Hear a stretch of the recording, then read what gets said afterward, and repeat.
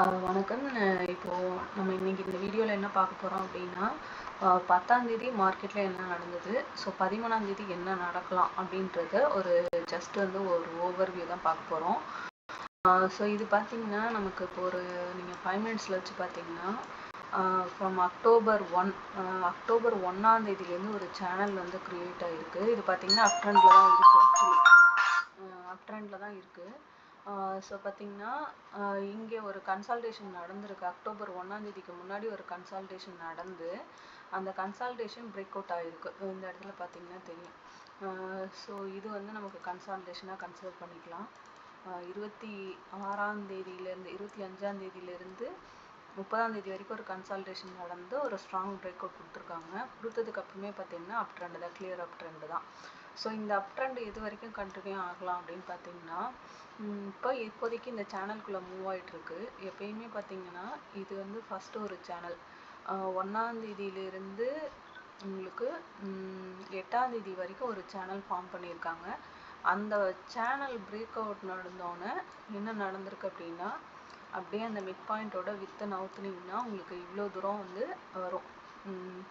இந்த சேனலோட mid point இருக்கு இல்லையா, இந்த மிட் பாயிண்ட்டை அப்படியே கீழே இறக்குனீங்கன்னா அந்த வித் லெவலுக்கு இவன் மூவ் பண்ணுவான்.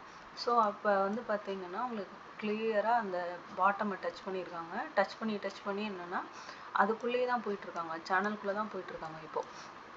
ஸோ ஆக்சுவலி பார்த்தீங்கன்னா இந்த மிட் பாயிண்ட்டை டச் பண்ணி கீழே இறங்குவாங்க, இல்லைனா மிட் பாயிண்ட்டை உடச்சி மேலே போகலாம். ஸோ இது 2 ப்ராபபிலிட்டி இருக்குது.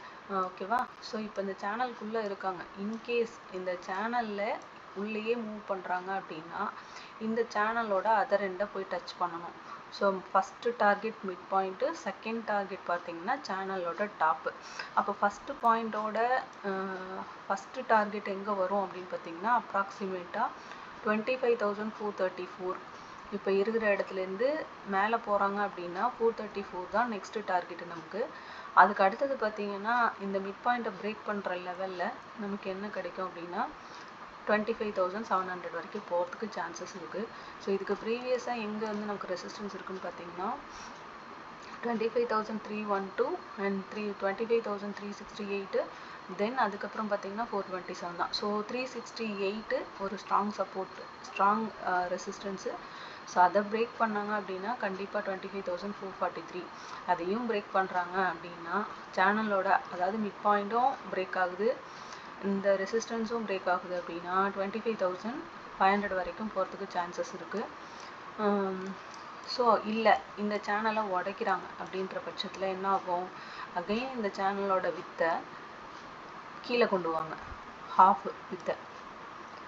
அப்போ என்ன நடக்கும், மிட் பாயிண்ட்டை வந்து கீழே எடுத்துகிட்டு வந்துட்டிங்கன்னா இந்த மிட் பாயிண்ட் இருக்குல்ல, இந்த மிட் பாயிண்ட்டை இங்கேருந்து இங்கே நகர்த்தினா இந்த லென்த்து. ஸோ அப்போ என்ன ஆகும் அப்படின்னா மார்க்கெட்டை இதை பிரேக் பண்ணி இங்கே ஒரு ட்ரெண்ட் லைன் ஃபார்ம் பண்ணி என்ன பண்ணுவாங்க அப்படின்னா திருப்பி இந்த இடத்துல வந்து ஒரு ரீடெஸ்ட் பண்ணிட்டு இங்கே விளையாடுறதுக்கான சான்சஸ் இருக்குது.